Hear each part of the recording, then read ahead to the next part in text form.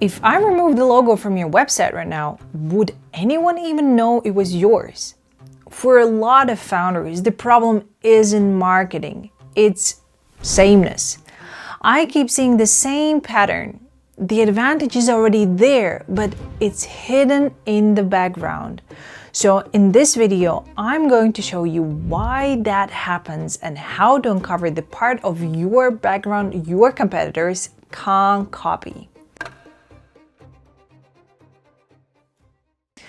Most founders try to solve this by making their website look better, rewriting their copy or hiring someone to sound more premium, but that only works if the problem is presentation.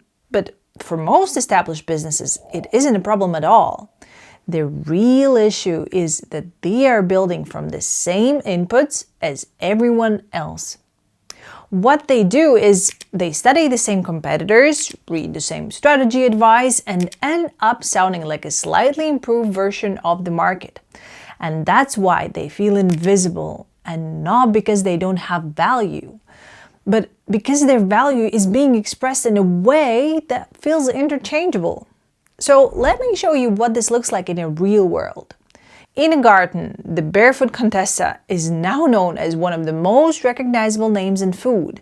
But before she became a food icon, she worked in government. And when she first tried to enter the food world, that background probably looked irrelevant. She wasn't a classically trained chef, and she didn't come from a traditional culinary path.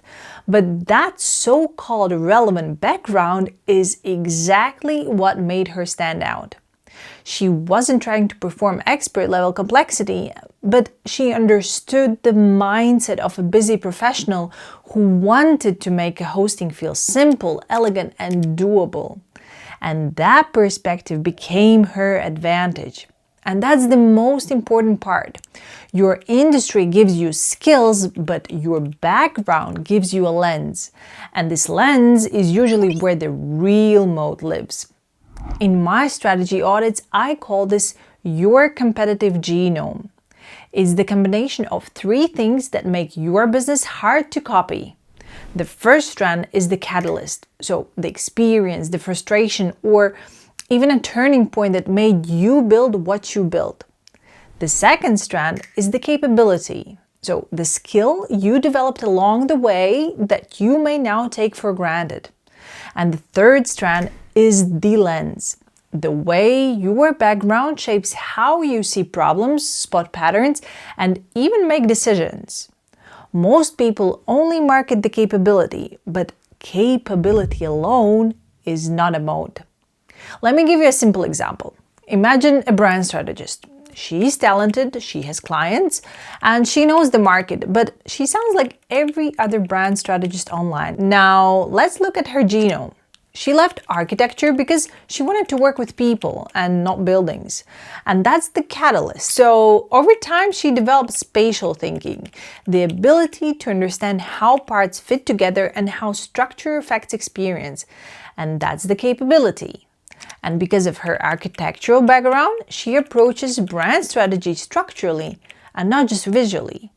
So she doesn't only make things look better, but she makes them hold together. And that's the lens. Put those three things together and she's not just a brand strategist, she's a structural brand architect. And that is a position nobody else can copy because nobody else has that exact combination. Your competitors can copy your pricing and they can copy your website layout, they can copy your service names, but they cannot copy your genome. So the real question is, what are you hiding? Because it doesn't feel relevant enough. You cannot read the label from inside the jar. So if you want to stop feeling invisible, you need to identify the three strands that actually make you distinct. And that's why I built a free genome assessment.